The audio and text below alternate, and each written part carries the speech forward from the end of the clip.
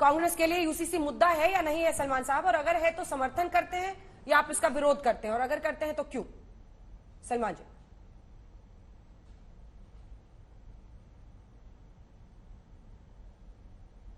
हम नहीं जानते हैं कि यूसीसी क्या है, हम नहीं जानते हैं। यूसीसी एक कल्पना है। यूसीसी का उल्लेख किया गया है कॉन्स्टिट्यूशन में, डायरेक्टिव प्रिंसिपल्स में उल्लेख है, और कभी कभी सुप्रीम कोर्ट ने कहीं कहीं कभी इसकी चर्चा भी की है। लेकिन यूसीसी का क्या प्रारूप है, यूसीसी के क्या डिटेल्स हैं, यूसीसी का क्या प्रभाव पड़ेगा, यूसीसी का हर वर्ग पे इस देश में, और उसमें सिर्फ एक कोई विशेष वर्ग नहीं है, जितने लोग हैं इस देश में उन पर क्या प्रभाव पड़ेगा, जिसमें के बहुसंख्यक लोग भी हैं, हिंदू धर्म से संबंधित लोग भी हैं। इन सब चीजों का क्या प्रभाव पड़ेगा, इस पे क्या सोचा है सरकार ने? अगर इस बात को स्पष्ट करेंगे तभी हम अपनी प्रतिक्रिया दे पाएंगे। जी, अभी तो प्रारूप आना बाकी है। आप कह रहे हैं कि अभी ये मुद्दा नहीं है, यूसीसी क्या है, लेकिन आखिर लोग इससे अब कनेक्ट कर रहे हैं, लोग इसके बारे में जानकारी हासिल कर रहे हैं। प्रधानमंत्री नरेंद्र मोदी ने खुद इसका जिक्र कर दिया है। कमलनाथ अभी कह रहे थे कि लोग जानते नहीं है यूसीसी के बारे में, लेकिन अब लोग जान रहे हैं। ऐसे में अगर ये मुद्दा आगे बढ़ता है तो फिर आपकी सोच क्या है? कोई बड़ा मुद्दा नहीं बना है, कोई बड़ा मुद्दा नहीं बना है। अभी तक आप 2 हफ्ते पहले 3 हफ्ते पहले कह रहे थे कि बजरंग बली का बहुत बड़ा मुद्दा बन गया है कर्नाटक में। चुनाव हार गए भारतीय जनता पार्टी वाले। हमको बड़ा खेद है इस बात का कि उन्होंने बजरंग बली का नाम चुनाव में लिया। बजरंग बली से बहुत लोग बजरंग बली के काम में समर्पित हैं। हिंदू धर्म के लोग सभी पार्टियों में हैं, तो इसलिए वो किसी का नाम लें और हम उसको मान लें कि अब हम कुछ नहीं कर सकते हैं, वो हमको स्वीकार नहीं है। यूसीसी को बढ़ावा दिया जा रहा है, लेकिन इस देश में समझदार लोग हैं। कोई ना कोई कहीं ना कहीं ये तो पूछेगा कि यूसीसी का क्या मतलब है, यूसीसी से मुझ पर क्या प्रभाव पड़ेगा, ये बताएं कि क्या प्रभाव पड़ेगा। उसके बाद लोग स्वीकार करें तो कुछ और बात होती है, और बिना जाने लोग स्वीकार करेंगे ऐसा हमें नहीं लगता। क्या कांग्रेस पार्टी को नहीं लगता है कि देश में हर मजहब के लोगों के लिए एक ही कानून होना चाहिए? सिंपल सवाल। हर मजहब के लोगों में अलग अलग मजहब क्यों हैं? एक ही मजहब होना चाहिए, एक ही भाषा। कानून छोड़िए ना, एक ही भाषा होनी चाहिए, एक ही खान पान होना चाहिए, बात कानून की हो रही है।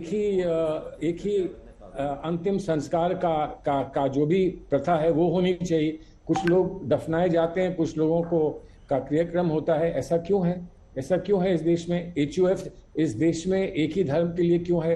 वक्फ सिर्फ एक ही धर्म के लिए है, वक्फ और औलाद सिर्फ एक ही धर्म के लिए है। तो क्यों है ऐसा इस देश में? इसलिए इस देश में ऐसा है कि विभिन्न किस्म के लोग, विभिन्न सोच के लोग इस देश में इकट्ठे होकर इस देश को एक गुलदस्ते समान अपने आप को इससे समर्पित करे हुए हैं, और इसे अपनी माँ की गोद मानते हैं, अपना देश मानते हैं। जी, लेकिन सलमान साहब, बीजेपी से मुद्दा बना रही है, और अगर 24 के लिए मुख्य मुद्दा बीजेपी बनाती है, सियासी रूप से ही सही, कांग्रेस कैसे काउंटर करेगी? तो बताएं कैसे काउंटर करेंगे? जब हम किसी का मुद्दा सुनते हैं और जब उसको वो आकर अपने मैनिफेस्टो में रखते हैं, तो हमको जो कहना चाहिए वो हम कहते हैं।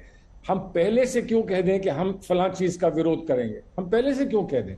हमको विरोध करने की आवश्यकता होगी तो हम विरोध करेंगे, समर्थन देने की आवश्यकता होगी तो हम समर्थन देंगे। आज हम ये कह रहे हैं कि हमारी समझ जितनी है, मोदी जी की समझ ज्यादा हो, हमारी समझ जितनी है वो हमको ये बताती है कि संविधान में इस चीज की गुंजाइश नहीं है। ये हमारी समझ बताती है। आर्टिकल 25 पढ़ लीजिए और आप directive principles of state policy पढ़ लीजिए। आर्टिकल 25 में अपनी धार्मिक प्रथा पर चलने का अधिकार और वर्शिप करने का अधिकार आर्टिकल 25 में दिया गया है। क्या इसको आप किसी और प्रावधान के माध्यम से इसको समाप्त कर सकते हैं? क्या फंडामेंटल राइट्स समाप्त किए जा सकते हैं? ये बहुत बड़ा सवाल है। इस सवाल के लिए सिर्फ भारतीय जनता पार्टी की एक शोषे से काम नहीं चलेगा। जी, उसी संविधान में आर्टिकल 44 भी है। आप वकील हैं, क्या आपको नहीं लगता है कि पर्सनल लॉ न्यायपालिका का बोझ बढ़ाता है?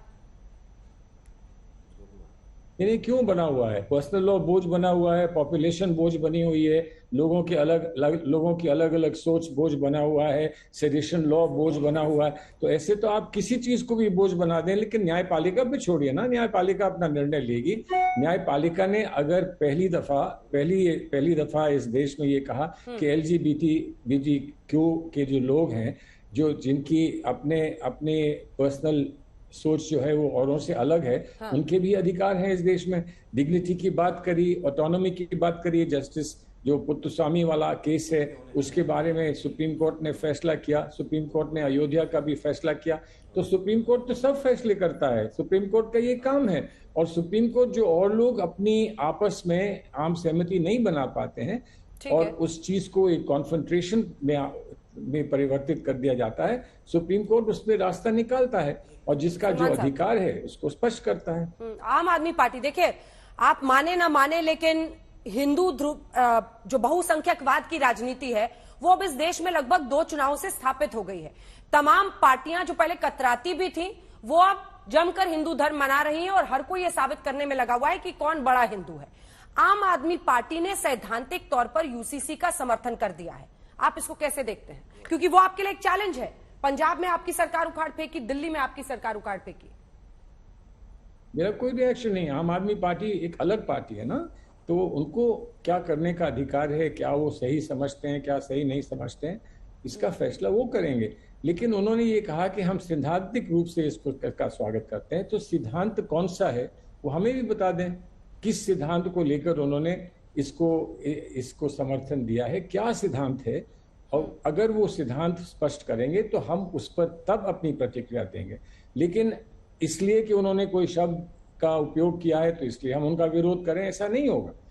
जब वो बताएंगे, जब स्पष्ट करेंगे, तब हम उस पर विचार करेंगे और फिर विचार करने के बाद अपनी प्रतिक्रिया देंगे।